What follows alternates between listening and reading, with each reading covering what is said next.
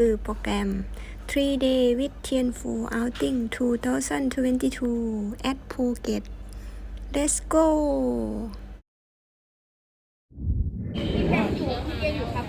อภิสมัยไอ้แยะเช็คคนเลี้ยงแมว เช็คชื่อ ค่ะน้องแพร เราเป็นคนเช็คชื่อไปแล้ว อันนี้เช็คชื่อกัน เขาบอกว่าไปได้เลย ไม่นอนด้วยกัน ก็เลยเข้าไป ชิมหันมาหน่อย แต่นี่นี่อัมแล้วนี่ หัน นี่อั มาม หน่ แล้วอยหันมาหน่อย เอาก็เขาบอกอยู่เมื่อกี้ อันนี้เราจะรีวิวพี่ชิมนะคะ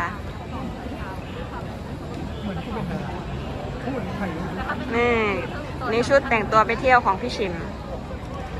ดูรองเท้านี้อันนี้สุดเลยอันนี้ ดูบ้ารองเท้าพี่เขา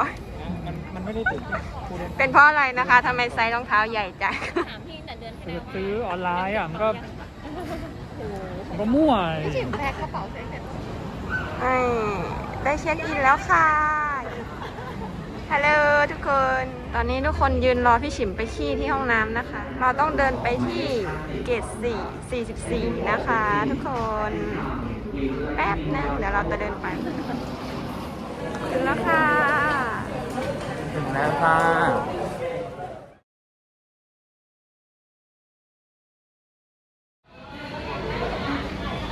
ยืนรอกันนะคะ ตรงนี้ ตามไปมาถึงแล้วค่ะ ร้านตู้กับข้าว อันนี้รอเข้าร้านข้าวเปล่าอร่อยไหมครับ นี่สติ อะไรนะ นี่สติ ตุตาชิมให้ดูหน่อย เย้ ตอนนี้นะคะ เรามาเดินเล่นกันตรงถนนไปะมาดามพาเดินหน่อย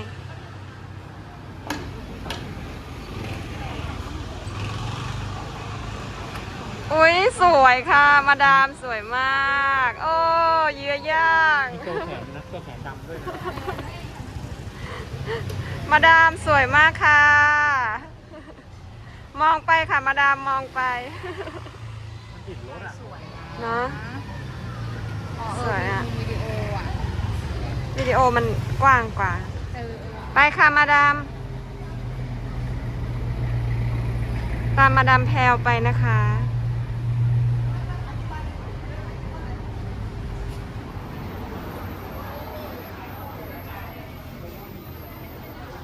มาดามชวนมาเที่ยวหน่อย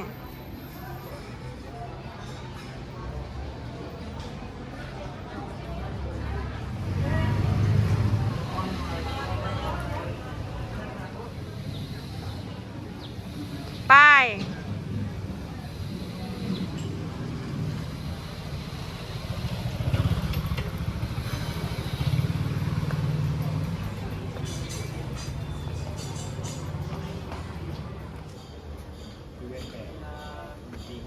พี่แน่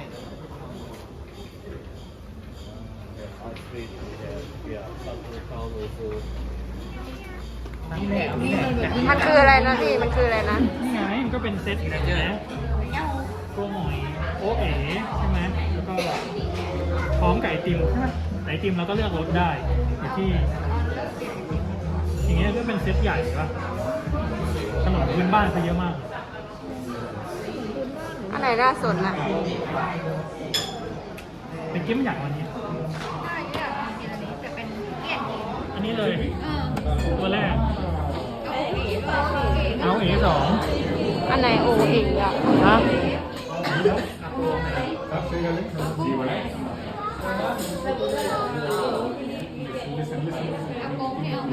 อันไหนอากง นี่อาโปงเนี่ย อันนี้ สวยมากเลย อันนี้ อุ้ยมันเบลอ ใครสวยถ่ายเลยแล้วส่งให้เจด้วย เดี๋ยวออริจินอลพี่อันไหนโอเอลชีหน่อย อันนี้ อะไรไม่รู้เมื่อกี้เขาพูดเป็นภาษาอังกฤษอ่ะ จำได้แค่2 เมนูนี้ ใครรู้ชื่อบอกนะ อันนั้นซิกเนเจอร์อะไรสักอย่างซิกเนเจอร์ทอรี่ซิกเนเจอร์อะไรสักอย่าง ทอรี่ซิกเนเจอร์ ใช่ อันนี้ถั่วด อันนี้ไม่ อันนี้ อันนี้คนรู้สึกว่า อ อะไรนะปิโกหมอย พี่ก็หมอย อันนี้อาโป ฮะอากง อาโป อาปง อันนี้อะไร โอ๋ โอ้เอ๋เหรอ มันก็คือข้าวเหนียวถั่วด ถ้าอร่อยนะคะ ำก็อร่อยกับข้าวเหนียวถั่วดำ แม่ชิมให้ดูหน่อย ข้าวเหนียวกระดำเหรอ ก็คือข้าวเหนียวถั่วดำ มัดกันเลยอันนี้นะคะปิโกหมอย เหมือนใครก็ไม่รู้นะครับ อร่อยนะ ข้าวเหนียวกระดำ ดูหน้าตอนเขากิน ใส่กะทิเข้มข้น อันนี้อ เด็ ร่ ด อย จริง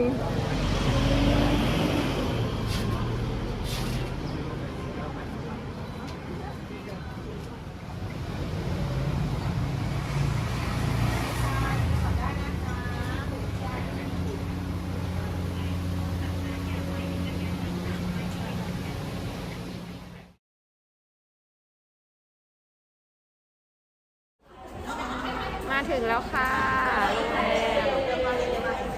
แล้วความดี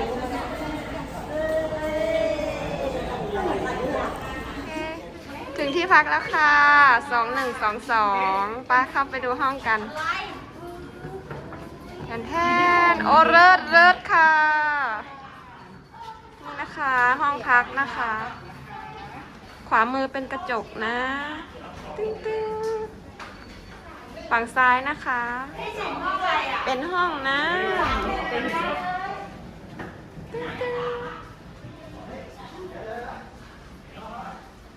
อุ้ยแล้วก็เป็นสระน้ำใช่ไหมใช่แล้วโอ้ยเลิศค่ะ ไหนเปิดออกไปดูซิว้าวสวยงามค่ะ เปิดไฟค่ะข้างนอกเป็นแบบสวนน้ำเข้าได้เลย เลิศ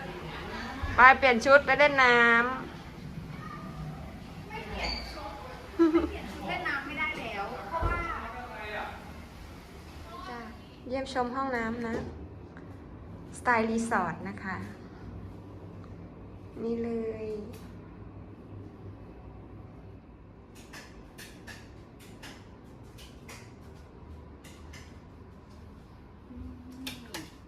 โอเค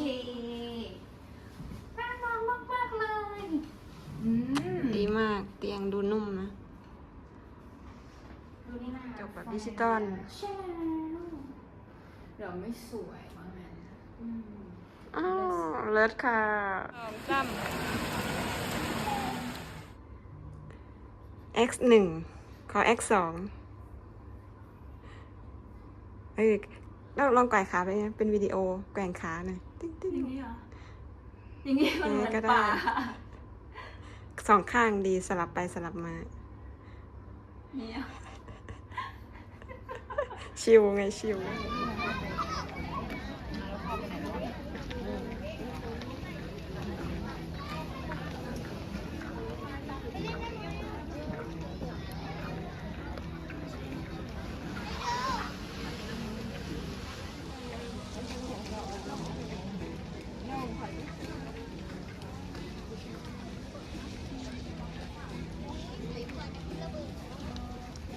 ไม่ใช่ไงแต่มันเป็นระบบอัตโนมัติ ลองดูก่อนว่าตรงนั้นมันคืออะไร สวัสดีค่ะทุกคน วันนี้นะคะเรากำลังจะไปดำน้ำนะคะ อยู่บนรถตู้ค่ะ มียายสีนะคะพี่สิวพีก็ตู้ตาค่ะ ข้างหลังก็น้องแพรน้องกิฟต์นะคะปั๊มนมน้องนิ้งนงและก็น้ำโมพี่ศักดิ์นั่นใครอ่ะ มิวแล้วก็ปั๊บนะคะ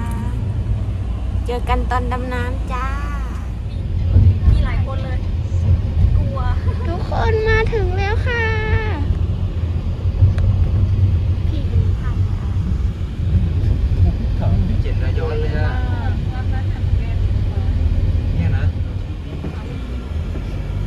กูจะได้ไหมจะได้เรื่อง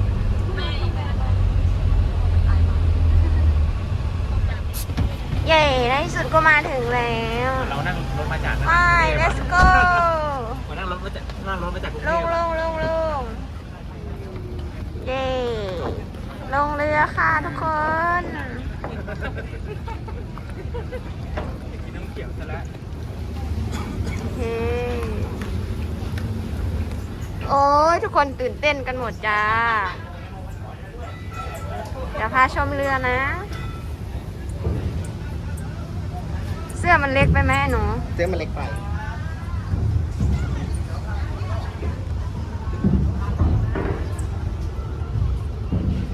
มาดามทำอะไรคะ เริศนะคะเริศสวยมากๆเลย ฮัลโหลโอปป้า มาค่ะทุกคนเรากำลังลุมถ่ายนะคะ มาดามแพรพราวนะคะ โอ้พี่เซนยังกระนางเงือกนะคะทุกคนเงือกน้อยหอยหมีนะ นี่ค่ะ ทุกคนเขากำลังเดินมาขึ้นเรือกันนะคะค่ะโอป้าแกะขี้มูกอยู่ จากข้างนอกจะมีสีฟ้าขาวแล้วก็จะมีชื่ออยู่ด้านข้างของเรือเขียนว่าชิโรโรไดฟ์นะคะกลับมาเรือเดิมกลับมาท่าเรือเดิมค่ะ แล้วก็ชื่อว่าฟิลนะคะฟิลเป็นทริปลีดเดอร์ของวันนี้ถ้ามีปัญหาหรือว่ามีคำถามว่าอะไรต่างๆเรื่องอาหารอุปกรณ์การลงน้ำการสน็อกเกิลมาถามดูได้เลยค่ะ กิ๊บน้อย แล้วก็ตรงนี้จะเป็น ไปแล้วเหรอคะ โอป้า ให้เรียกตัวเองว่าโอป้า โอ้อย่าเพิ่งโดดนะ อย่าเพิ่งโดด สยายผมอยู่บนเรือค่ะ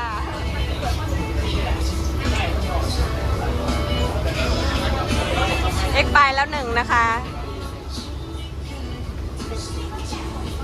เกตอย่าเพิ่งโดดนะ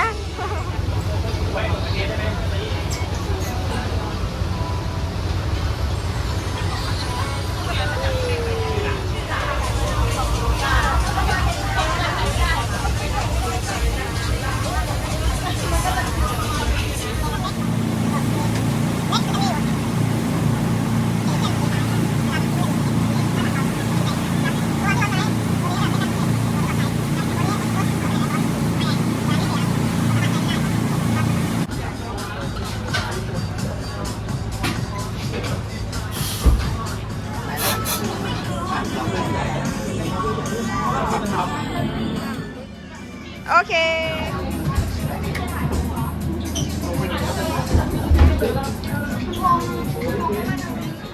นี่น้ำโมเนาะ นำโดย นี่จาก หัวหน้าทีม อันนี้ขึ้น อันนี้โอเค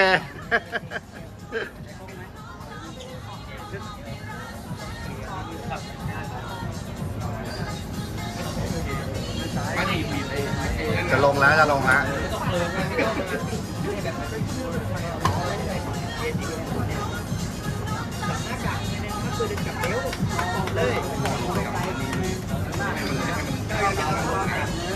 ไม่มีใครถ่ายรูปถ่ายวิดีโอเหรออ๋อไปแล้ว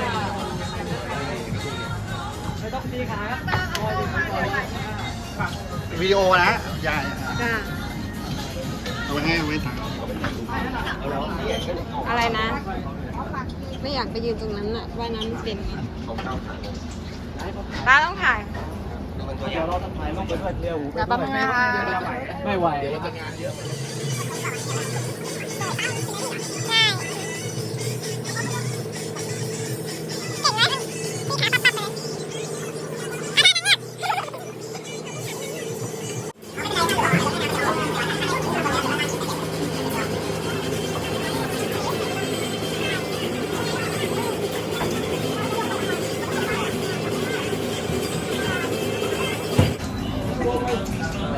ปล่อยตัวแบด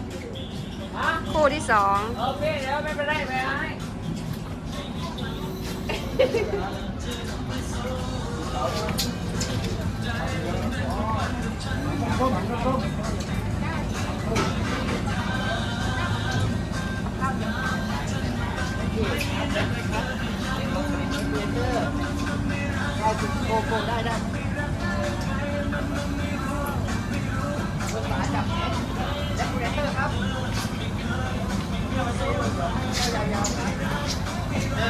ก็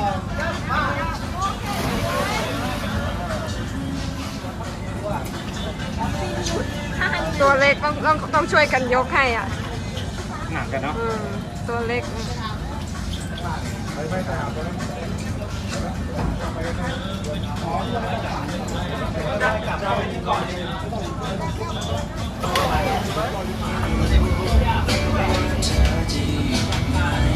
นิ่ง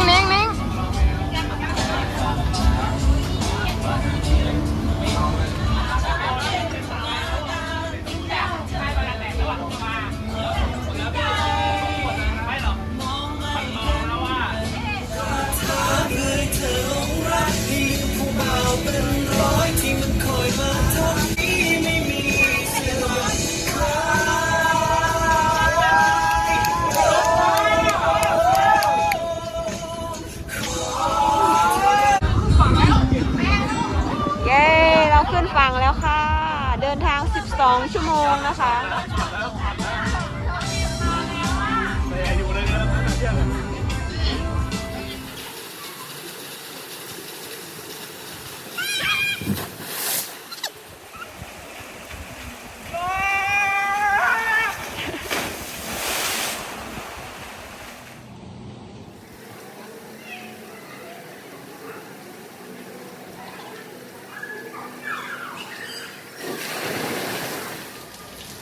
เอาท่าสวยๆหน่อยอ๋อมันโฆษณาแชมพูน่ะ โอเค จะขยับไปทางไหนก็ได้อะโพสให้สัก 2-3 แอคอะนี่วิดีโอ เขาปั๊มนมครับเหตุผลที่บอกพี่มึงชอบพูดอีก